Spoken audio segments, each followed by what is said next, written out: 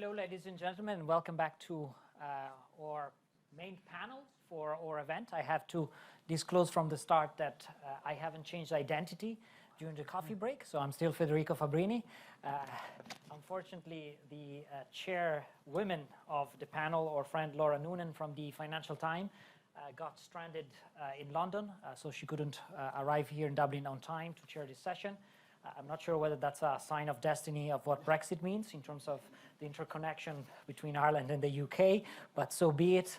So I'm stepping in, and it's my great pleasure to be able to chair this very distinguished panel with lots of experts on the field of financial services, which we'll entertain as up until our concluding keynote speech by Ed Sibley, Deputy Governor of the Central Bank of Ireland.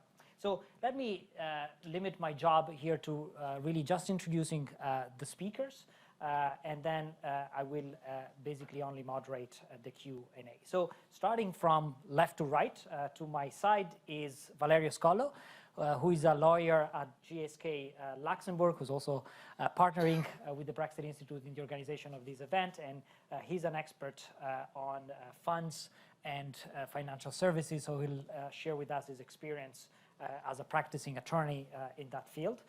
To the right of Valerio is Ireland's favorite daughter, Niamh Mullooney, who's Professor of Financial Market Regulation at the London School of Economics in the UK, in London.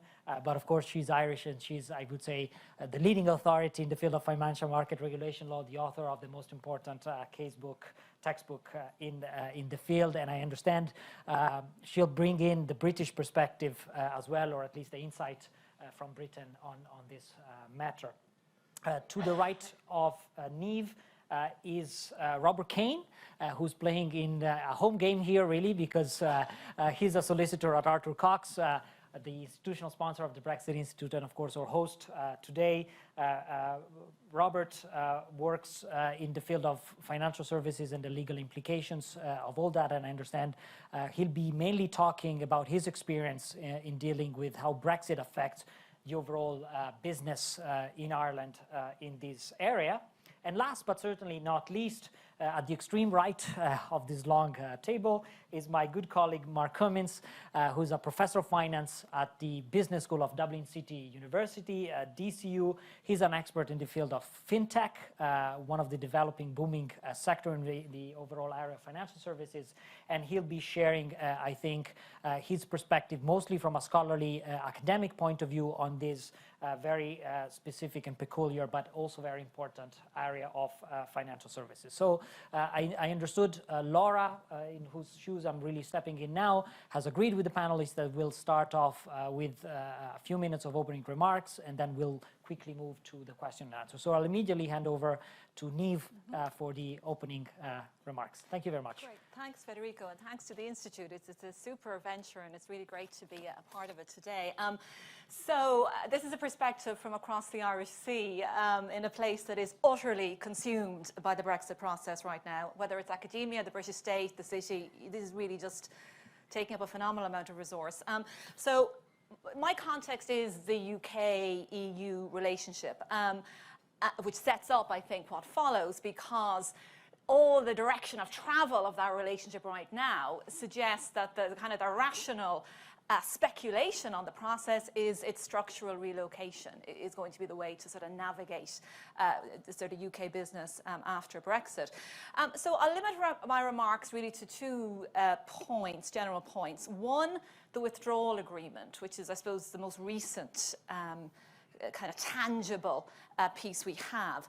And then secondly, a few comments around the future relationship and the free trade agreement, really from kind of where the UK is coming from. And as I say, both of those areas suggest only a very limited free trade agreement, and that relocation is probably going to be a very real option in terms of what happens in the next sort of year or two.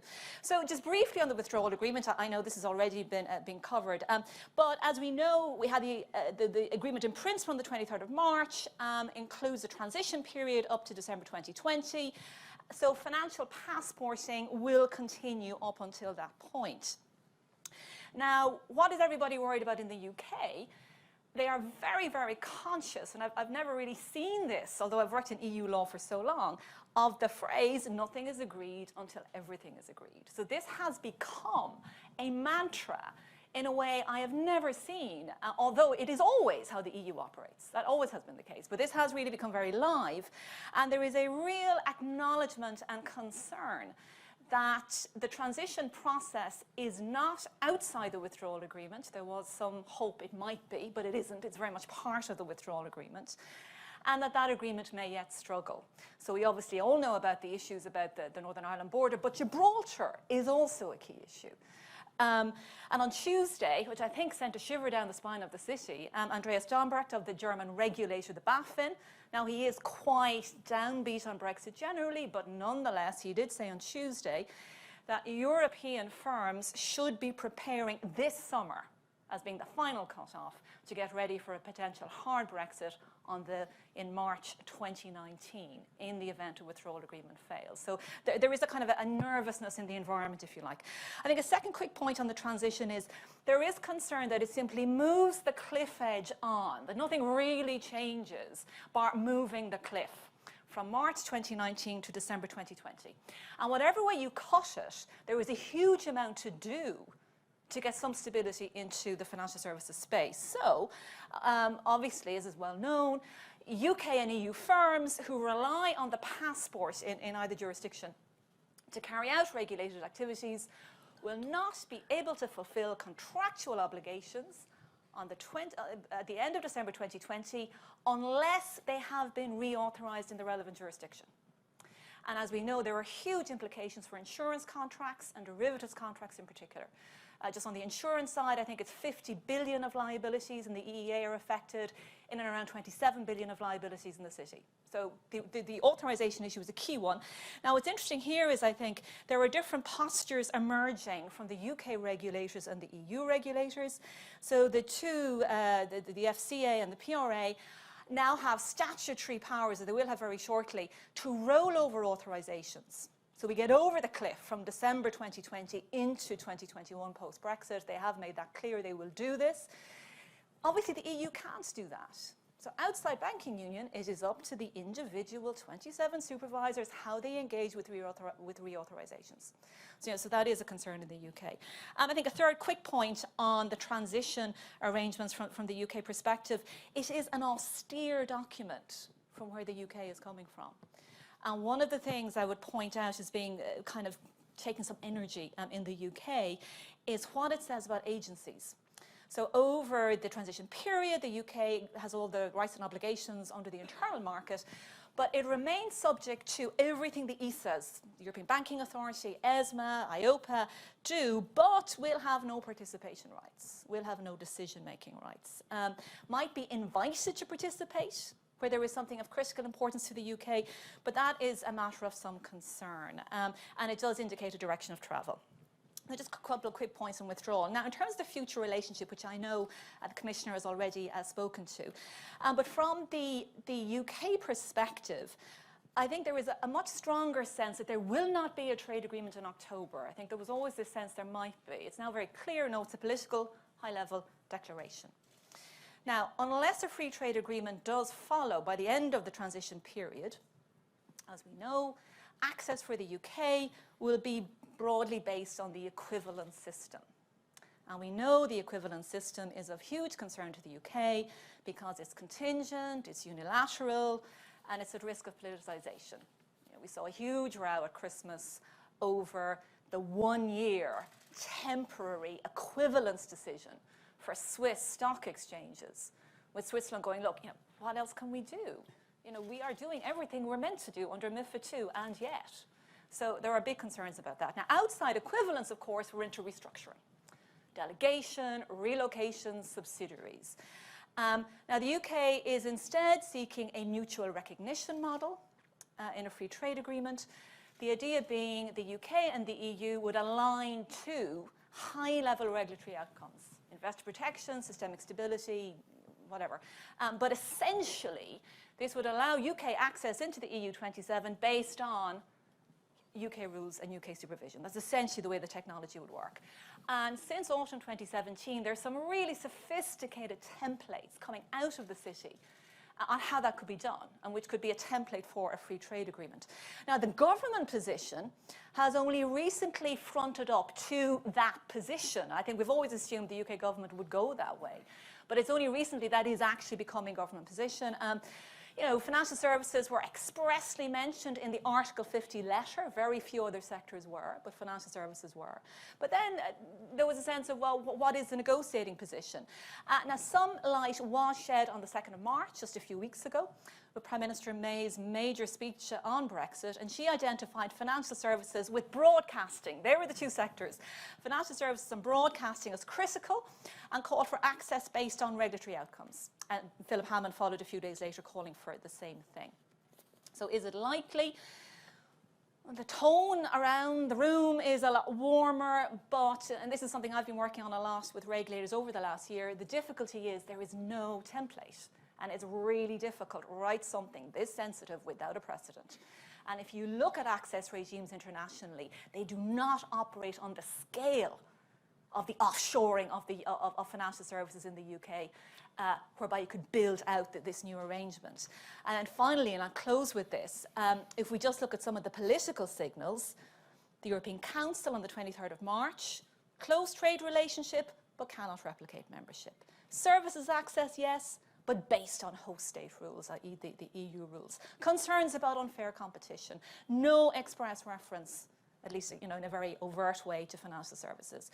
The European Parliament on the 14th of March does mention financial services, but it's fairly chilly, stressing equivalence as the access route. Commissioner Barnier making quite clear no special access deal for financial services. And I'll close on this point. I think if you think about it, that's the tip of the iceberg, if you like, sort of the political statements on the negotiations. But there's a huge, huge superstructure underneath that. And what that is the institutional machine that the EU has been building for the last year to cope with the UK as a third country. So everything the EU is doing suggests it is quietly, or not so quietly, building a superstructure which is not about a free trade relationship, but which is about a third country operating under equivalence, or relocation into the EU. Now, why do I say that? If you look at the evidence, December 2018, going backwards, we have the Commission proposal to extend the SSM, Supervisory Mechanism in Banking Union, to cover systemic investment firms, a major change to the structure of banking union. Why? The expected relocation, not access, relocation of city firms into the euro area. The same proposal significantly tightens equivalence rules for investment services. September 2017, the ESA proposal, which significantly powers up the 3 European supervisory authorities to do equivalence to a much greater extent. Significant empowerments to ESMA, of course, very important for the Irish sector in terms of delegation and overseeing delegation. The CCP proposal back in July 2017, the kill switch to move, to repatriate euro clearing from London back into the EU. Many, many opinions from the SSM, from the ESAs on Brexit. So, as my last sentence, it's very hard to avoid the impression that the EU is building a machine to cope with the UK as a third country. And it's going to export its rules into the UK like this, not do a bespoke system. It's not at all surprising when you consider the effort, the political effort, the fiscal compromises that had to be made to get the current governance system in place. But it's unattractive to the UK market, this equivalence-based system, and it opens up the restructuring channel, which is very much, I think, where the rest of the panel comes in. Thank you. Thanks, Niamh. Thanks, Niamh, for these opening remarks. I think you hinted at your final sentence is really about the Brussels effect. Now, something that in academia we've been discussing for a while about how the EU exercises extraterritorial force over third countries over which it technically has no jurisdiction, but de facto is able to very much shape and influence their internal regulatory system. So that adds yet another stone on that path. And with that said, I'll hand it over immediately to Robert Kane, who will expand on this and I think bring in the Irish dimension to financial services post-Brexit. Thanks. Sure, thanks very much. And as an Irish person who spoke about the UK position, it's only fair that an English person speaks about the Irish position.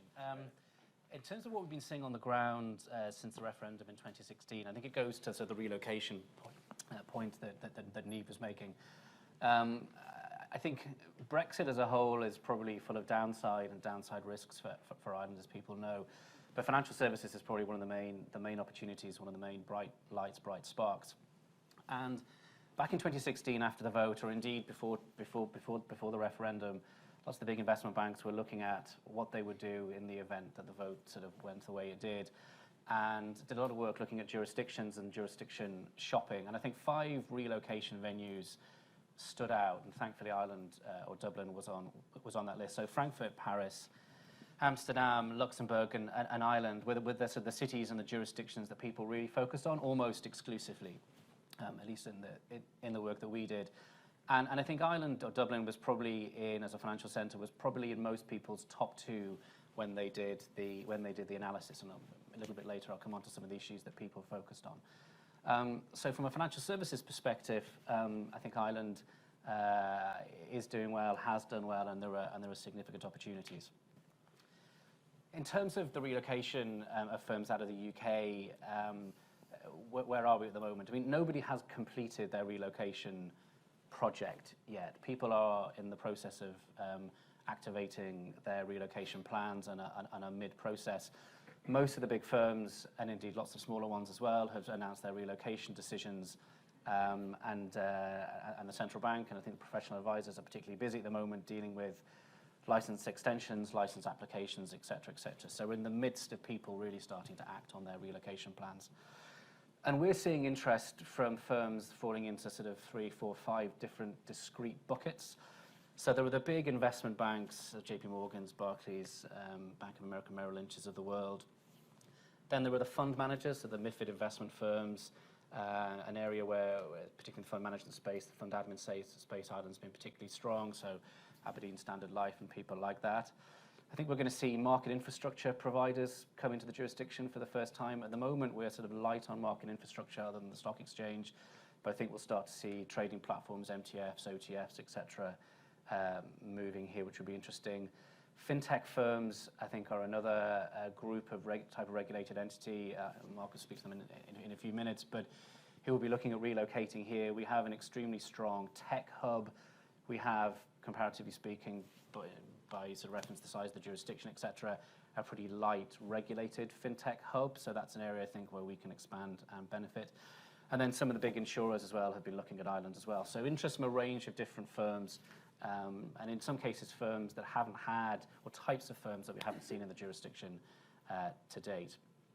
I think when firms are looking at Ireland, most have some history here. So the people that we've seen, they've been firms that are either building on existing platforms or licenses. So, you know, they're taking an existing license and expanding it out, or changing the business that they do, or they're building on some sort of existing infrastructure or relationships. So some of the UK fund managers may have an Irish fund platform, and so they have a connection to Ireland through professional service providers, etc. So Ireland is a logical option for them. So there is always, in most cases at least, a connection to Ireland, and that's why firms are attracted here.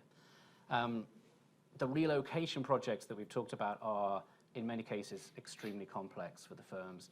That's the reason why the big investment banks began their Brexit work, you know, significantly in advance of the referendum. They have teams of people that employ thousands, tens of thousands of people, complex business models, and so moving even part of a business from the UK to Ireland into a new regulated entity is an unbelievably complex operation for them. It's time consuming. So they've been working away for a long time. Smaller firms, more non-complex firms, some of the investment services and fintech space are much more nimble, and we're seeing them sort of proceeding more slowly in terms of their projects. This is a point I think that was made at the end of Joaquin Almunia's presentation, but just to make it myself, I think there is a recognition here amongst the professional services industry that London is going to remain, for the time being anyway, the preeminent financial services centre in Europe.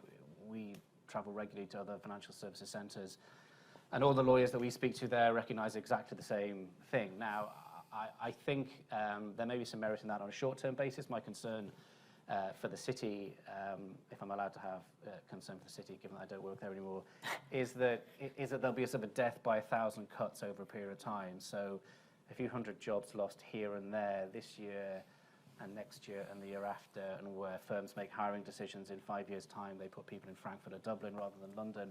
Over a period of time, we could see the dynamic with the city shifting. But at least initially, and maybe for the time being, I don't think there's a significant competition, or there is significant competition to London in Europe.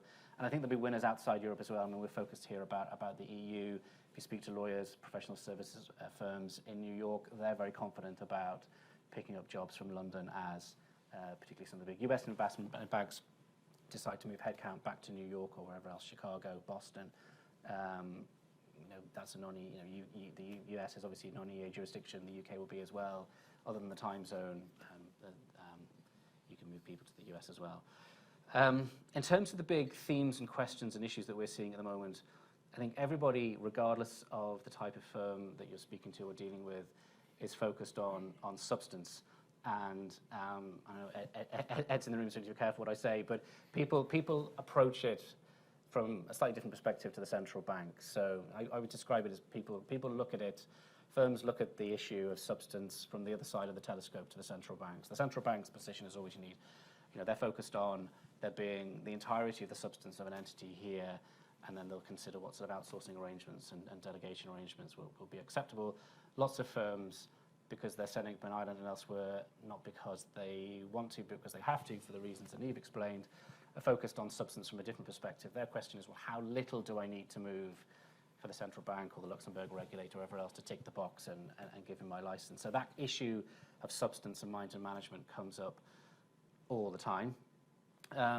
People are also asking questions about complex booking models, how they move risk back to the UK rather than having it sort of located here in Ireland or elsewhere.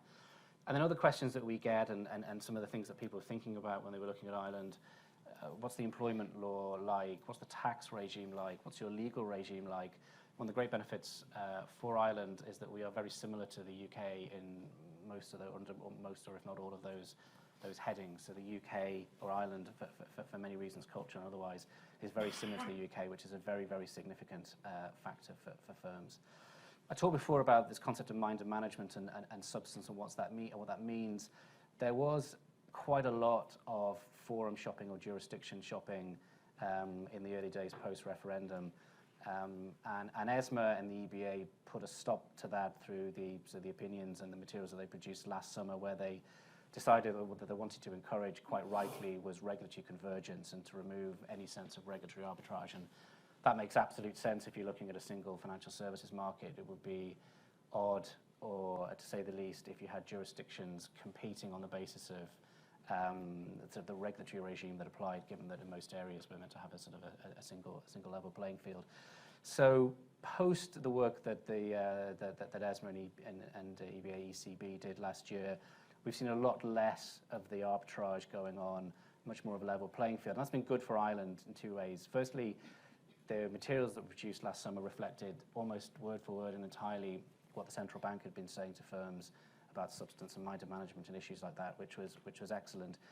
And also, Ireland competes extremely well on other metrics. I've talked about legal system, etc., transparency, availability of workforce, skills, connectivity to the Europe and the US. So we score very, very highly on all of those metrics as well.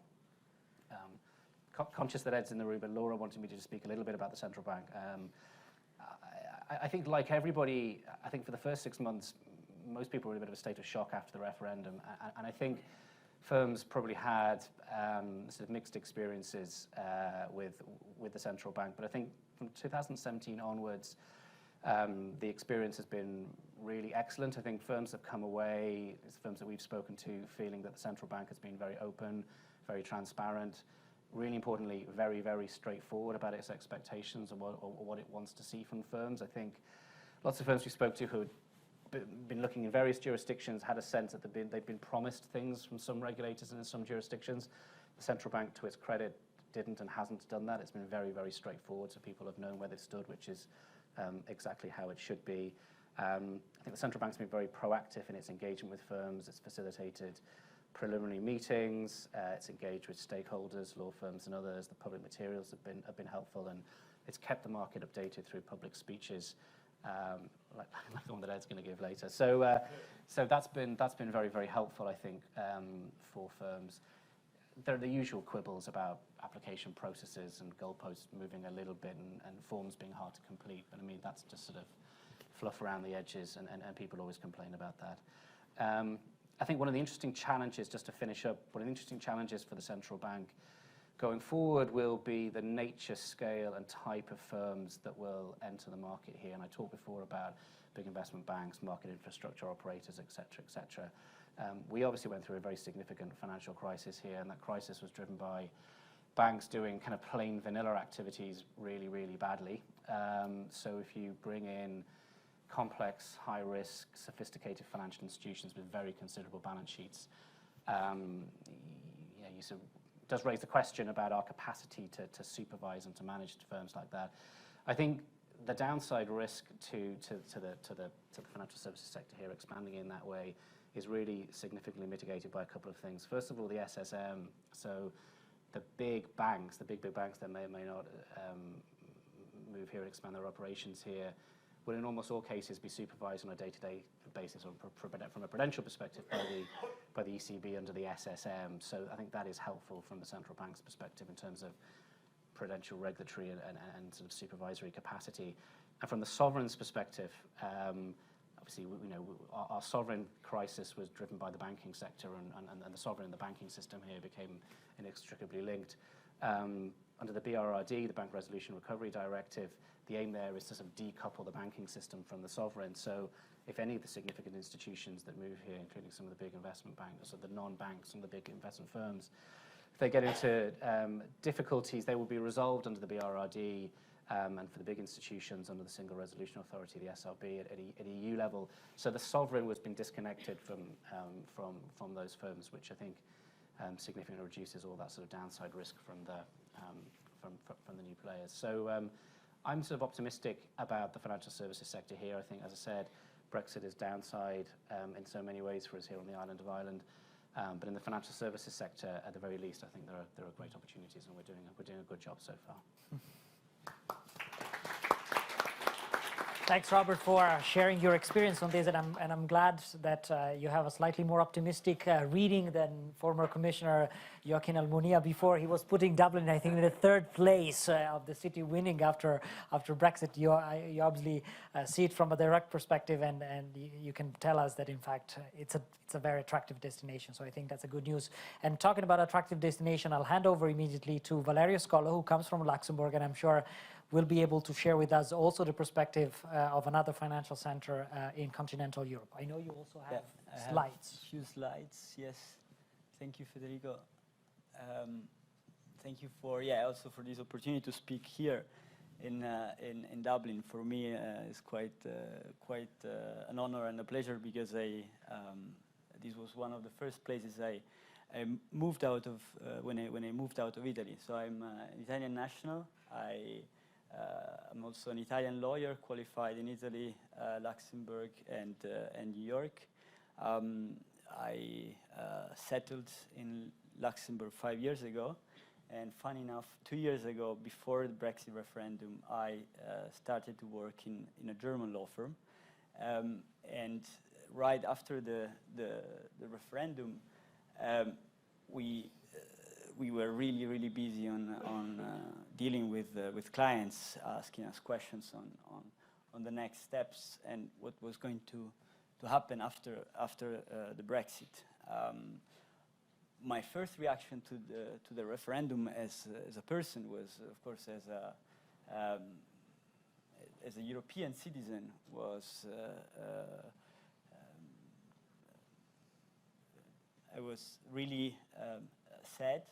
I was really disappointed, but I was also sorry for my EU, UK fellow citizens who could not see the beauty of the project that had been built out of the ashes of the Second World War, and how, let's say, Europe, the European Union, could be a better place to be than the single countries we were living in.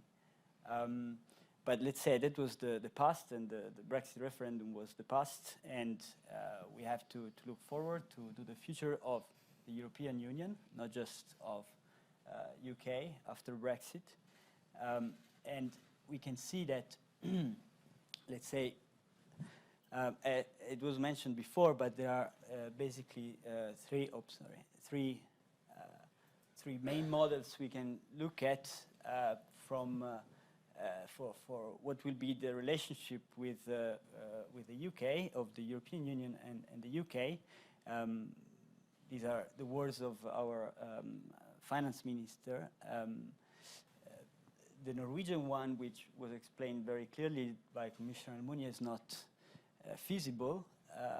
The Canadian one, which allows certain level of free trade, but not any form of equivalence, and the Swiss one, which is what basically is the UK is aiming at, even though, in the words of Theresa May, they're aiming at something like a Canadian plus, simply because they don't want to probably pay the share of the Swiss are paying to be part of the, to get the equivalent status. And these are, let's say, the three options.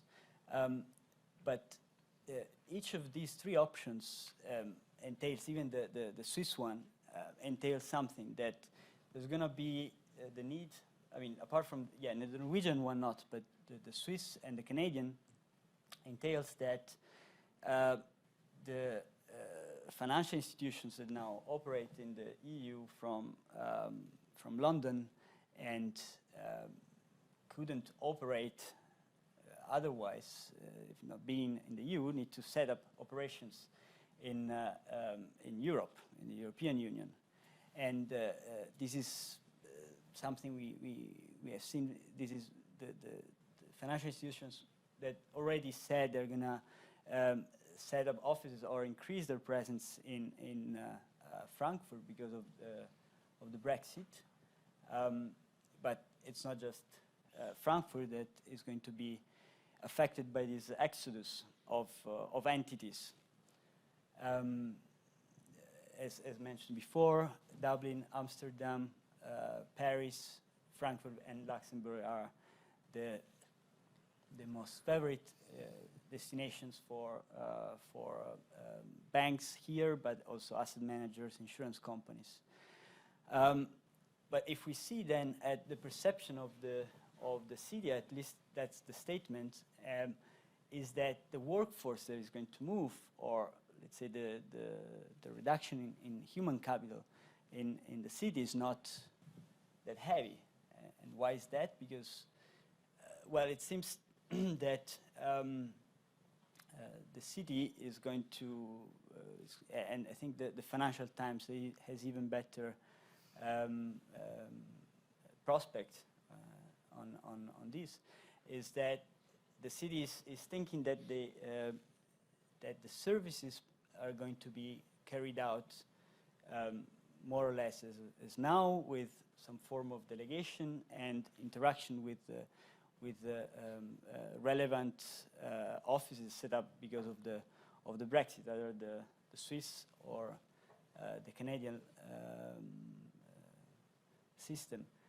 And that's, I would say, what is hopefully going to happen, in the sense that we cannot think of, too early, too soon. We cannot think of a European financial system without the UK, if anything, because of geography. It's in the middle of Europe, and also because of competence, human capital. What is done at the moment in the city cannot be immediately be made in other jurisdictions as easily. So what is going to happen, and is there's going to be a disruption in terms of services provided, but in that's probably the short, medium term. The long term, the European Union will need to come up with solutions also to replicate and to move forward without, or let's say, yeah, building up on the city and developing its own models. And one of the things we have seen, for example, of the developments in Luxembourg, among the other things that came up because of Brexit, is that, yeah, we are talking about Euroclear, we're talking about supervisory convergence, but we are seeing also a shift of paradigm in the way things are done. For example, in the use of governing law in place of jurisdiction. We are seeing more and more financing transactions being governed not by English law, as it used to be, but by German law, Luxembourg law. As I can make a few examples.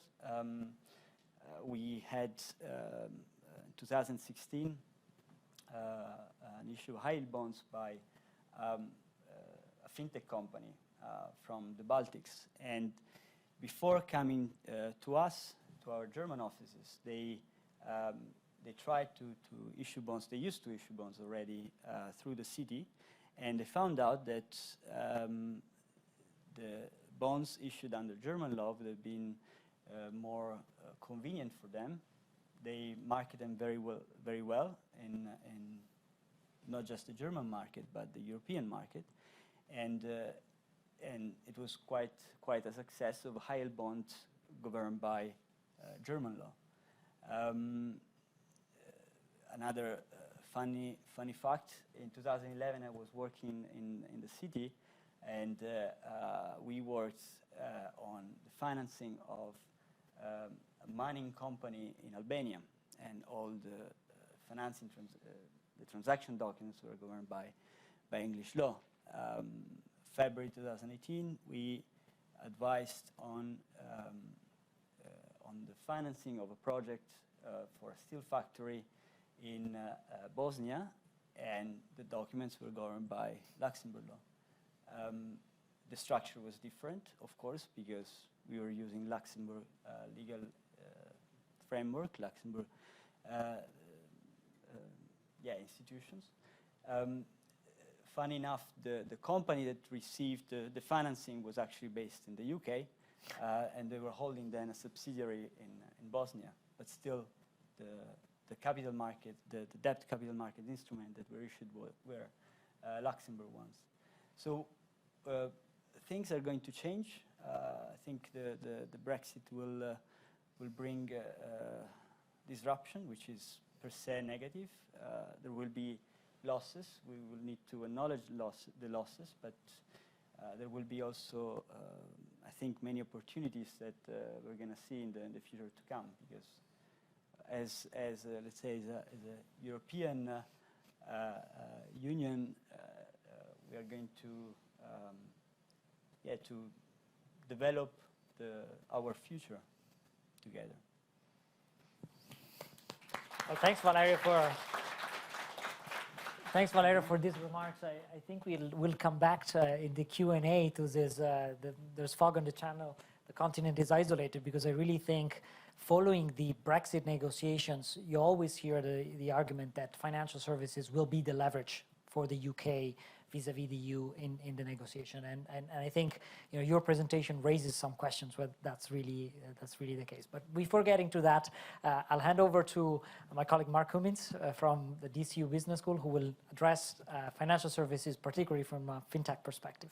Yeah, thank you, Federico. So again, first, just to thank Federico and Ian and all in the Brexit Institute for the invitation today to join the panel. Just getting my disclaimer out at the beginning. I have to state that I'm not a Brexit expert, and I don't do research in the Brexit space per se. But as Professor of Finance, I'm particularly interested in financial markets. So my background is really in energy and commodity markets primarily. But in the last 18 to 24 months, I've been building expertise in the area of fintech and financial innovation more broadly. And within the DCU Business School, we've set up a group called the Finance Innovation Group.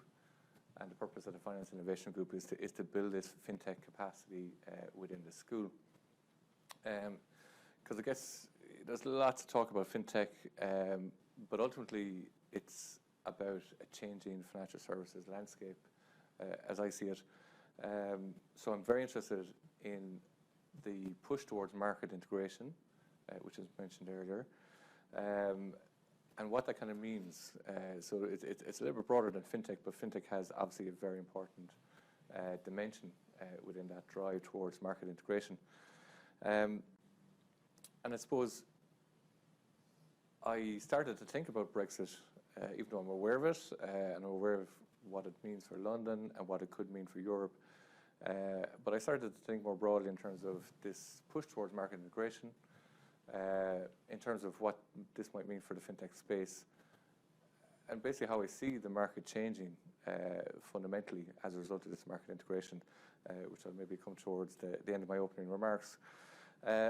But in terms of the changing landscape, as I said, within the DC Business School, we set up this Finance Innovation Group, and we've mapped out a kind of a research agenda which will hit a lot of the topics that people kind of read about and hear about in relation to fintech.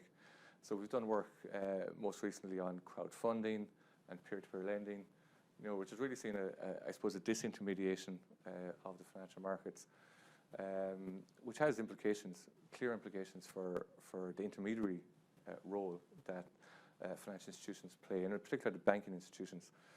We hear a lot around cryptocurrencies.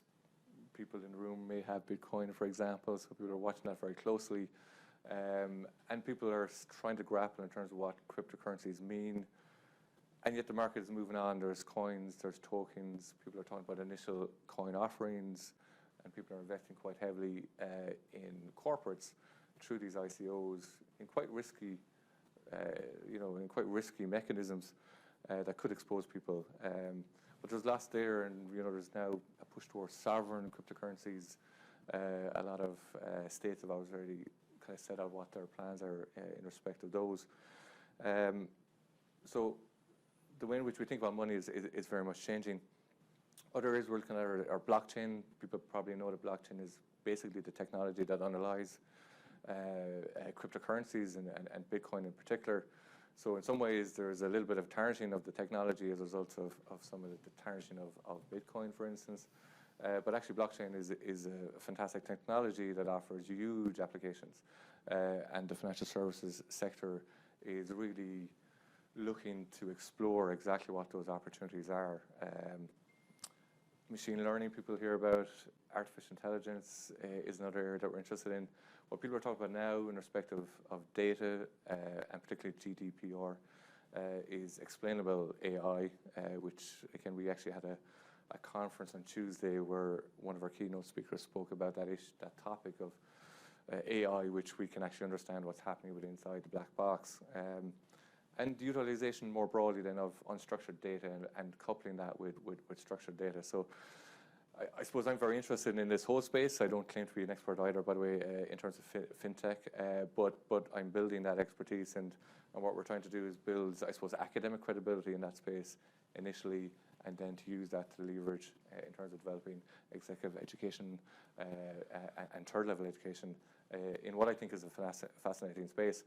But again, it really comes back to this changing landscape for financial markets as I see it, and particularly this move towards integration. So again, people are well aware of the Capital Markets Union, people are aware of the Banking Union, and all of that is really about trying to integrate the markets more closely. So it is a very pertinent question, Brexit, because basically the United Kingdom have decided that they're going to extract themselves out of that at a time when in fact we're looking at greater integration, greater harmonization as much as possible within the EU. And I think there are certain implications for the financial services sector in respect of this move towards greater integration. So I guess in terms of London and financial institutions which are based in London, which are really looking at the primary issue, as far as I can see, is really around the EU passporting. This is the critical issue. Can you continue to access a 27-member market? And that creates, serious considerations and strategic considerations, although we did get some feedback earlier about a lot of people within London perhaps thinking that things are going to resolve, or they're going to sort out, or they may not need to have these plans in place. But I think they will have. And what the market integration is adding on top of all of those challenges of dealing with Brexit is increased competition. So in the context of the Capital Markets Union and again markets integration more broadly, people may also have heard of PSD2, so the Revised Payment Services Directive, which has actually come into effect as of the 13th of January this year. And what that effectively dictates, at least in relation to payments, although it will open up more over time, is that financial institutions basically have to open up their data, their client information, to what are being called third-party providers. And the third-party providers are going to basically try and institute competition in what has been a sector which has lacked competition.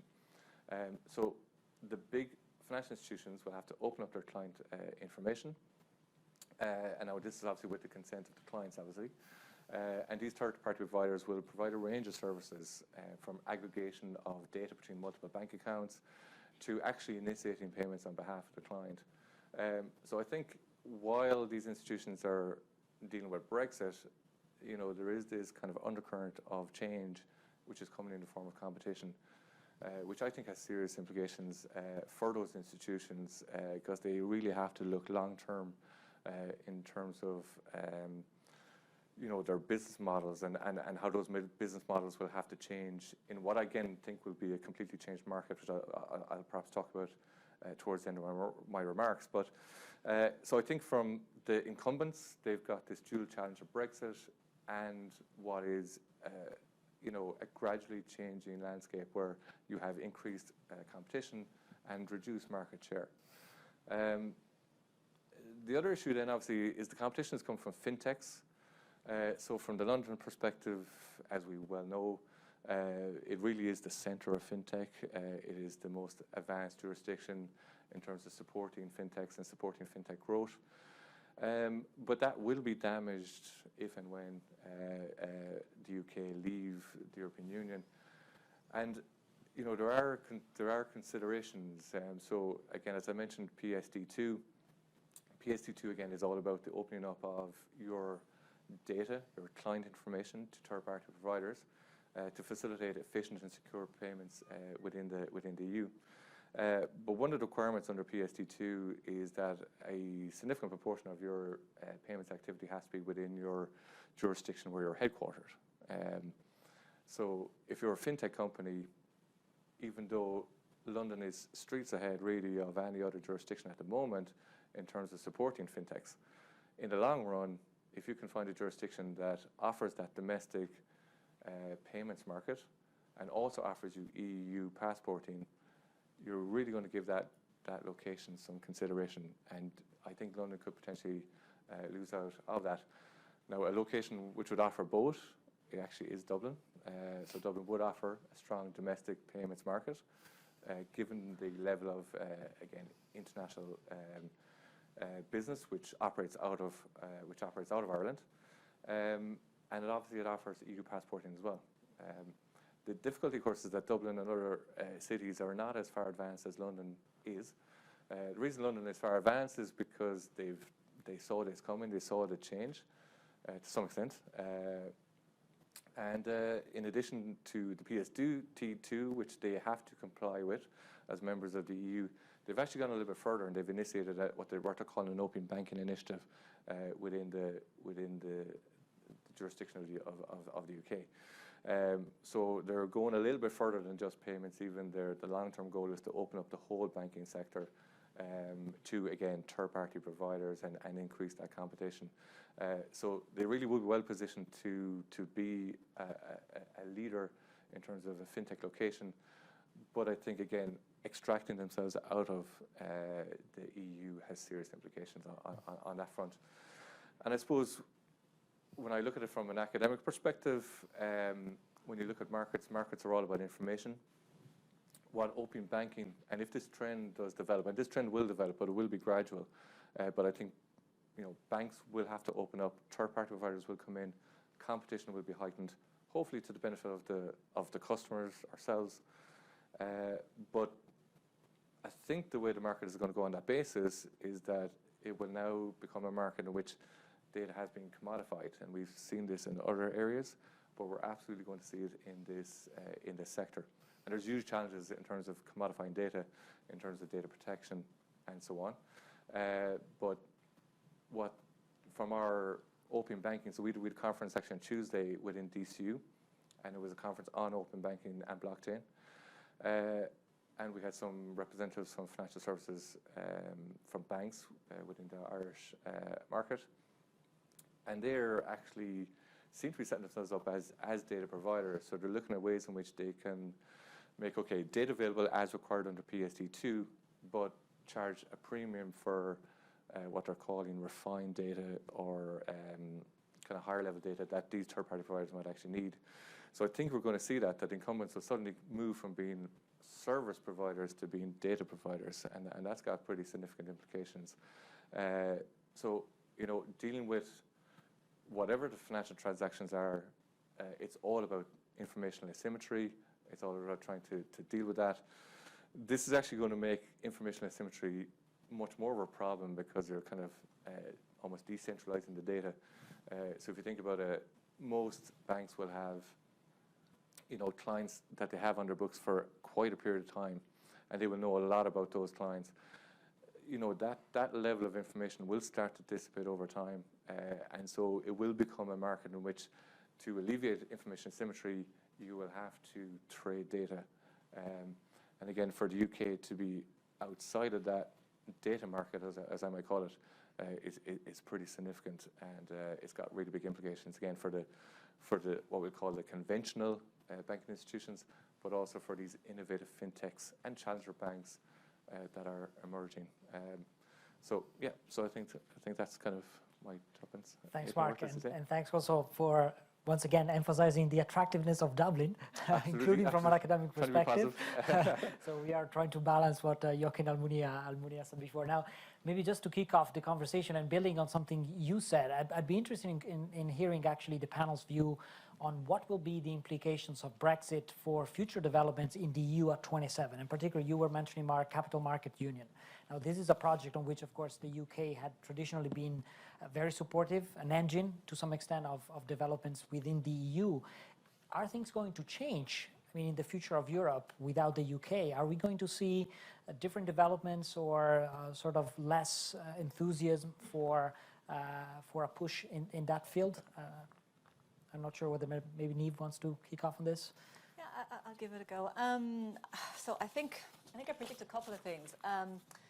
I think there's a slightly overplayed sense that without the UK, the EU will become more dirigiste. Because I think if you look at sort of the financial crisis rule book, the UK was very influential on it. Something like MiFID II, MiFIR, perhaps the level of detail is not quite where the UK would have gone, but a lot of the design is very much sort of reflecting off the UK wholesale market. So, and in fact, a lot of the city's complaints about EU financial regulation are because of gold plating. They take in the rule book and then the level goes up. So I'm not entirely convinced that we're going to see this ratcheting up of regulation without the UK. And in fact, the rule book is pretty stable now. An awful lot of it is in place. I think one of the places, Federico, where to watch, I think, are sort of the new technology, so the fintech space. Because there is a sort of an instinct in the EU that regulation can make things happen. And that's not really the case, certainly in the fintech space. You want to allow room for experimentation, room for difference. So I was very struck just a few weeks ago, the Commission produced a proposal on crowdfunding. And, you know, I mean, is that the way to go? I don't think so. I think it's 27 national incubators trying to kind of figure this out. So that's one thing. And then really briefly, the second thing is, I have always been very, very skeptical about a European capital market supervisor. I wouldn't bet on it, but it's becoming a much more likely proposition without the UK. So just Good point. Robert, Mark, do you want to jump in on this? I think one of the things I was going to say, just out to what Neve was suggesting, is that I think one of the things that will be interesting post-Brexit will be how financial services legislation is produced, developed, and where some of the intellectual heft behind it comes from. Because traditionally, a lot of EU financial services legislation has its origins in UK banking legislation, and HM Treasury, the FCA, now the PRA, have been key drivers, I think, of policy. And if they haven't been driving some of the policy, they have been key drivers of changes within the legislative process and into the thought process through either their own work or the work of UK trade associations, etc., law firms and others. So I think one of the challenges, I think, post-Brexit will be how EU financial services legislation is produced, where the initiative comes from, where some of the intellectual heft and rigor and challenge comes from. Because I think one of the things I've noticed with any type of legislation is that it really benefits, particularly legislation in complex areas where there are economics involved and sort of philosophical ideas involved as well, and you know, views on markets and things like that, is that legislation always benefits from very significant and rigorous review and oversight and consultation and challenge. And I think EU legislation, whilst not perfect, has always benefited from competing visions on how financial markets should be supervised. It's benefited from the UK input and the very, very significant UK experience in terms of wholesale markets, for example, in MiFID II and MiFIR. So I think it would be interesting to see what happens when the UK is no longer at the table in terms of those discussions, and where EU financial services legislation goes, and so where the influences are and where the challenge is. And I think that there is a big, there's an Irish angle to this as well.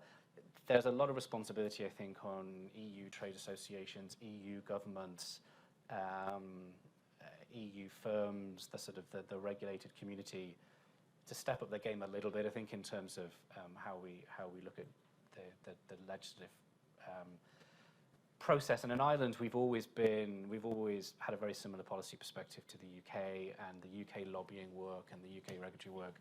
We've always fallen behind, and I think it would be interesting to see what Ireland does in that sense. We're going to need to find new friends and friends with common and similar views on how we regulate and what we regulate. So I think that'll be interesting just to see how that develops over time. Thanks, Robert. Valeria, do you share same concerns on this?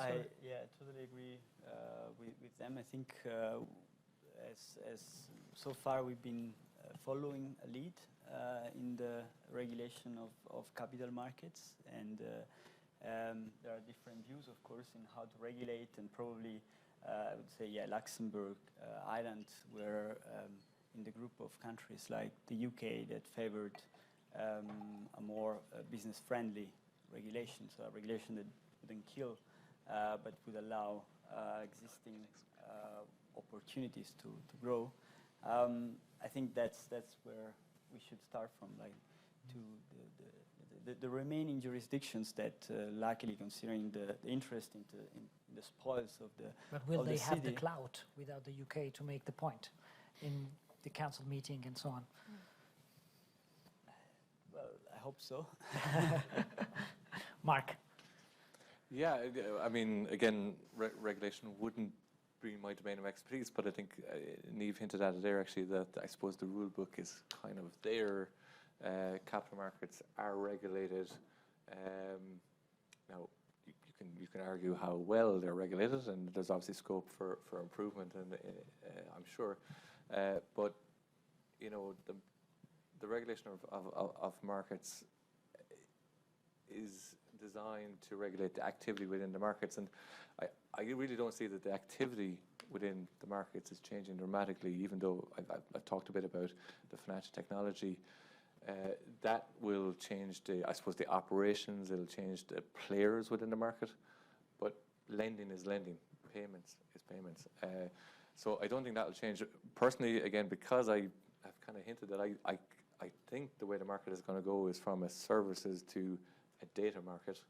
I'm literally just making that term up myself, because I do see from even what has been hinted by some of the participants, they seem to be gearing themselves up towards again this provision of data and trying to monetize data, and hence you're into the area of the commodification of data.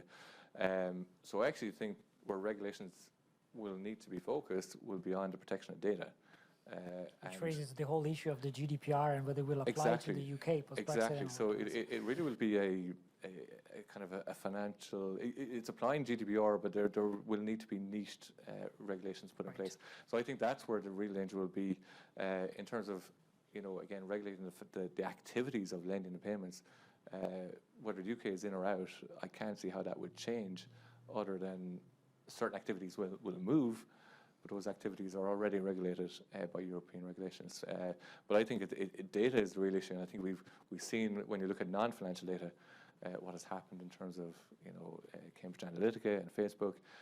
And actually this came up as a question at our open banking. Somebody asked that question: is how can you ensure that data will be protected? And actually the panel at that stage said, well, you can't. What's going to happen is data will be compromised, and then people will respond, and regulations will be put in place.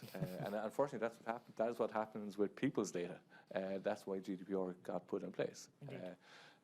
So, you just got to be careful. But I think that's where, if the financial services or financial regulators want to be ahead of the game, I think that's where they can be ahead of the game. Personally. Okay, thanks, Mark. I'm happy to open the debate, and I see here a question from the Italian ambassador in the first row. Ambassador, but just as Italian and European citizen in this case, and I wanted a little bit to get back to basic philosophy of the EU. Basic philosophy of the EU is that normally the EU depends on its components, and the UK and Ireland entered in '73 with two different scenarios and perspective. The scenario, you remember at the time and the history of the first countries part of the European Union, and the federalist idea, perspective, dream, which was quite unrealistic.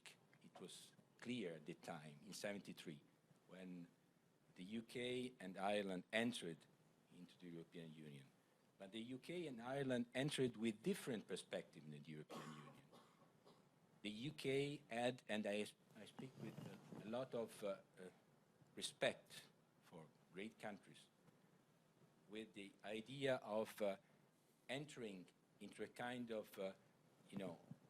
developing the idea, the fundamental idea of a European Free Trade Agreement, the project which was challenging the EU original project, the federalist project.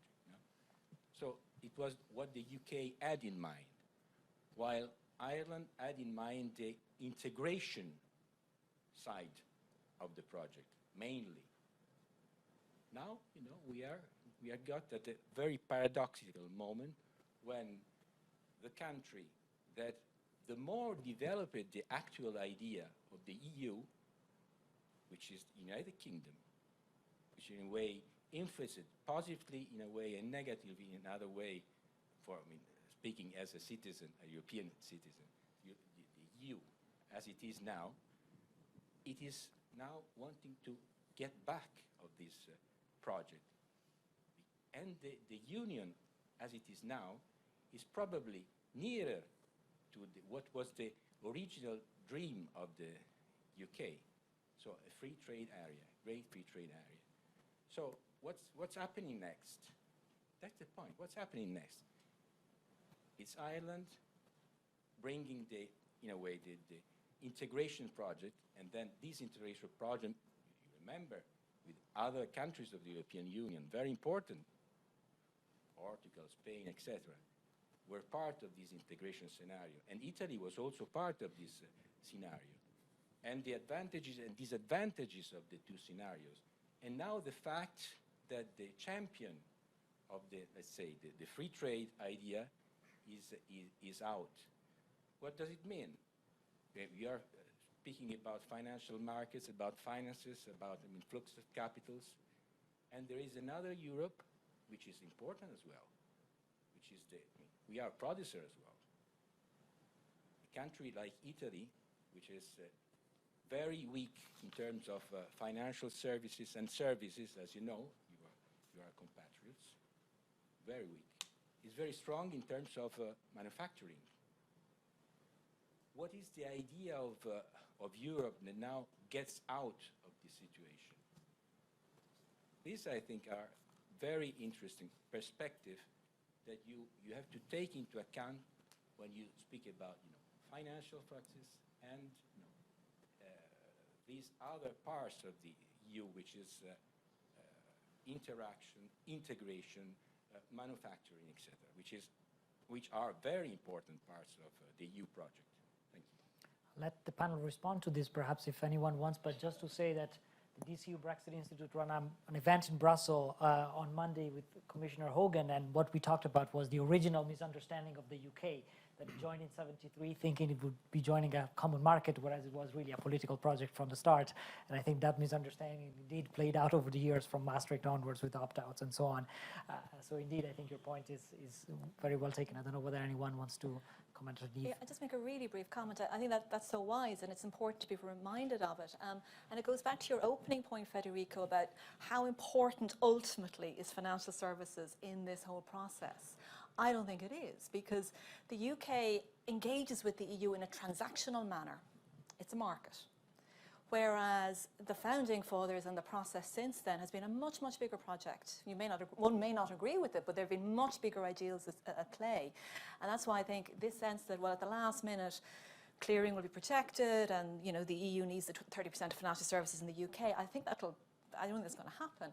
But a second brief comment is, and this is one of the downsides of the UK leaving, is the UK was a very strong proponent of multi-currency integration.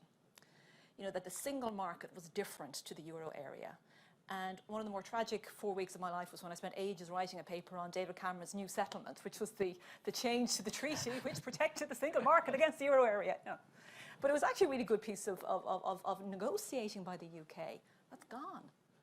It's going to be very, very difficult for that small group of non-euro countries to be players in the single market. And I think that's a loss. That's a very good point, Niamh. Anyone wants to follow up on this, or we continue with questions? I was just going to say, the one thing you can't underemphasize, I think, is that sense of confusion, but that the UK views Europe in a very transactional way and always has.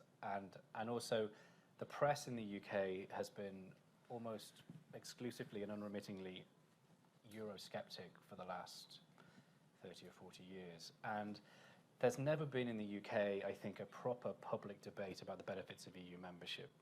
People reading the paper, having their breakfast, or watching the TV news, wherever else, got a sense that the EU was a hindrance to the UK, that we were members of a club, and there were some benefits, but it meant that our bananas had to be a certain size, and this happened, that happened, and people from Poland had to come over and get jobs, and it was all terrible.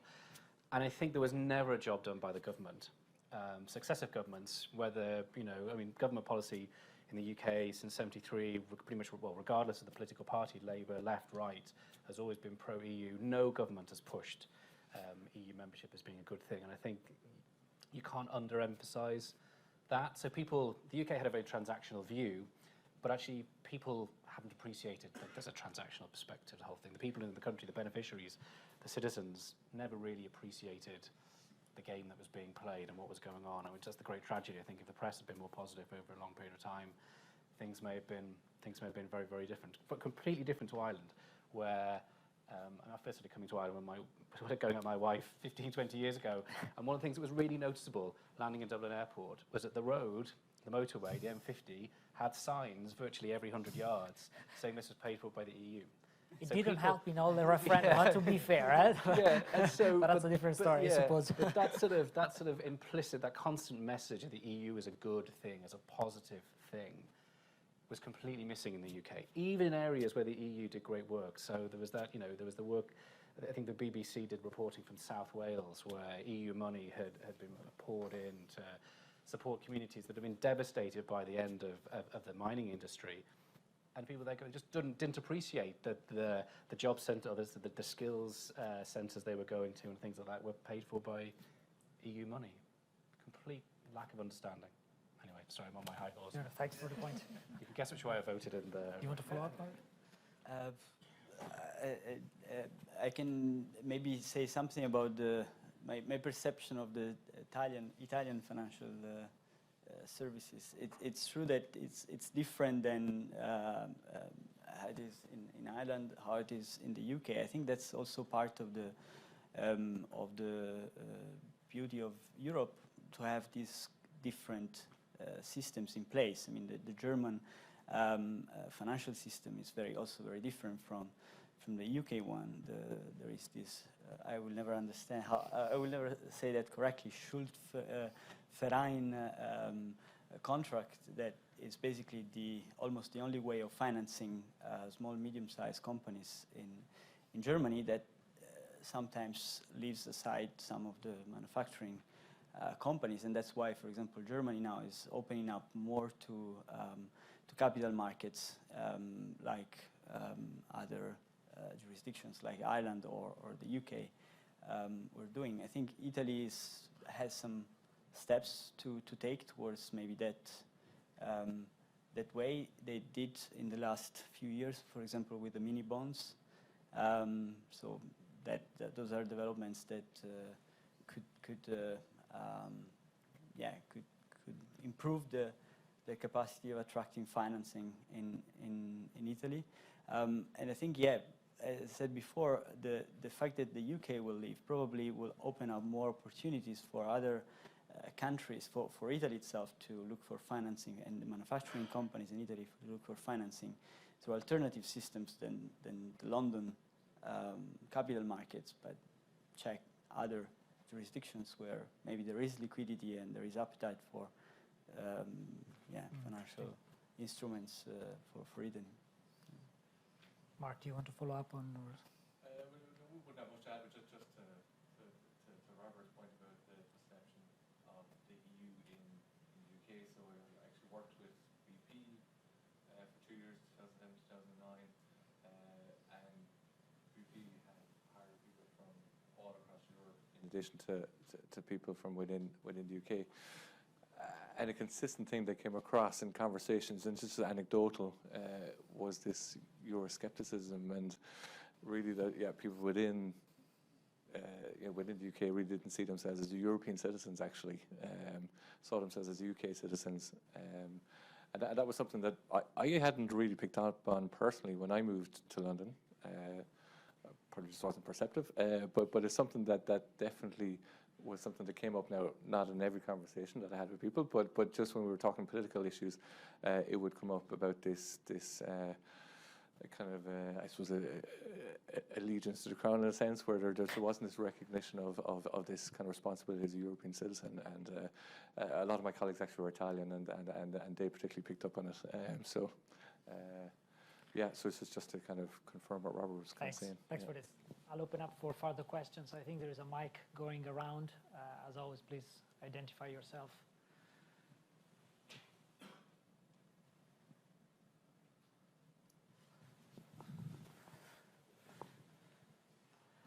I see a hand raising here.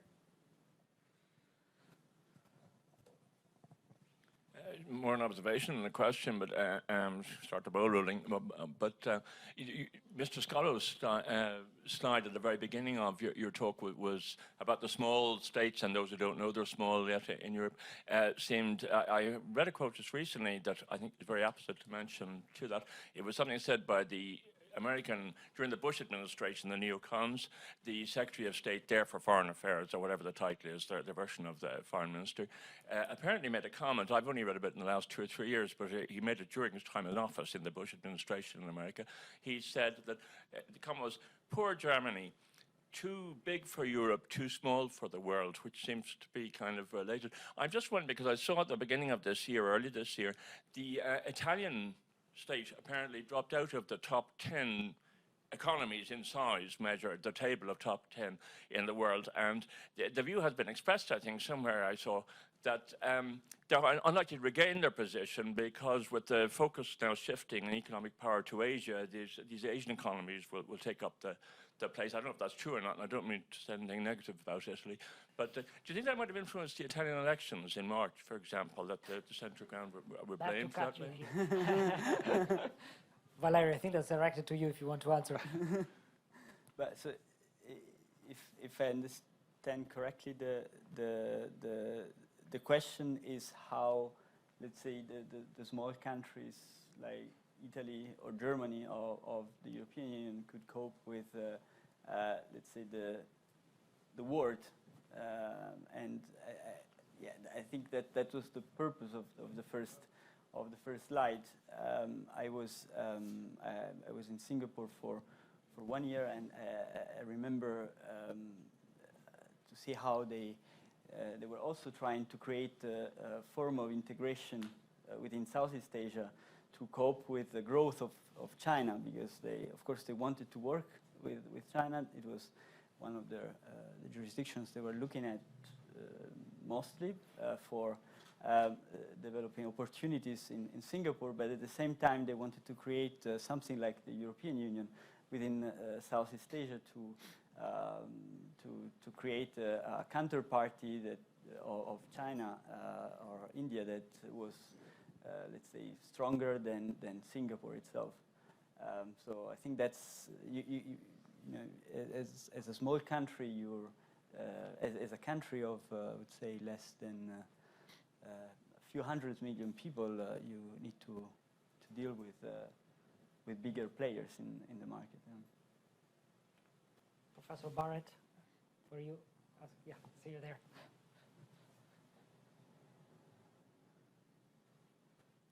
Thanks very much. Yeah, I just wanted to ask Niamh to consult her crystal ball, if I could.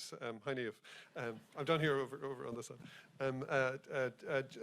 And just to ask, I mean, Joachim Almunia this morning was talking about that the future looks as if it's going to be an equivalence regime. That's what we're going to be looking at. So I just wanted to ask, do you think then, I suppose that's not the end of the world in the sense that, I mean, UK trade with the United States in financial services is based on an equivalence regime. So I suppose it can survive. But in those circumstances, do you think that the future of the City of London is one of decline in the future, which I think you kind of hinted at when you were talking earlier on, or even more strongly than hinted. Is it reorientation away from the European Union? Or is it continued prosperity but on the basis of equivalence? Yeah, so it's a really interesting one, Gavin. I mean, I suppose the first, a couple of points. The first thing is an awful lot of focus on the UK right now is towards the cliff edge. There's a huge amount of energy and contract continuity. So you know, it's literally like, will we have anarchy in January 2021 in terms of billions of derivatives contracts and insurance contracts not functioning? So there's a kind of a short-term concern. If that doesn't work, that's an immediate hit to financial stability. So that's sort of one thing. I think the second thing, yeah, so equivalence, the difficulty about equivalence is it's contingent. And it will have to be always contingent because it's the license through which the EU potentially risks a degree of instability. Yeah, it's allowing in players under similar but not exactly the same systems. And it's also trusting in offshore supervision. So it's an inherently risky thing for the EU to be doing. Yes, it does it with the US. Yes, it does it in other areas. But these are sector by sector. They are based on drilling down into different systems. So it's possible. But I don't think the EU will ever be doing this sort of open-ended, your equivalent for the next 20 years thing. Now, once that's conceded, it is an unstable platform for financial services, where there's the possibility of a break. Now, you know, how is that going to play out in the UK sector? Some people would say that I have some sympathy with this, that the financial system works off destructive shocks. You know, that's how it works, that disruption and chaos sort of lead to innovation, it leads to change. and that it could force the city into developing, stronger markets in other areas. I kind of come back to the reality is it's a 30% financial services pipeline. And the other issue is if that starts to destabilize, are there network effects in terms of liquidity, in terms of trading, in terms of clearing generally? But I very much kind of take Robert's position that it's not year 1, it's not year 3, it's year 5, year 10, year 15, year 20. Because once the flags are planted, once you have your authorization, once you know your local supervisor, once you've figured out the tax system, it's really easy to move people. And so that's where the danger is, that if for whatever reason the city, change of government, right, changes in tax policy in the UK, there's an awful lot going on in the UK right now. The Scottish situation changing. If conditions become a little bit more complicated in the city, it's going to be easier to move. So I would have some nervousness about the future, but it's a 20-year time frame, I think. Thanks, Niamh.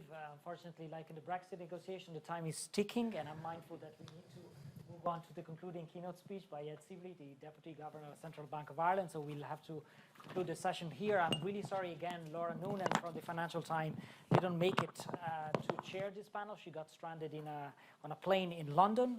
She would have done a much better job than I did, but definitely the panelists did a fantastic job. So please join me in giving them a hand. Thank you very much.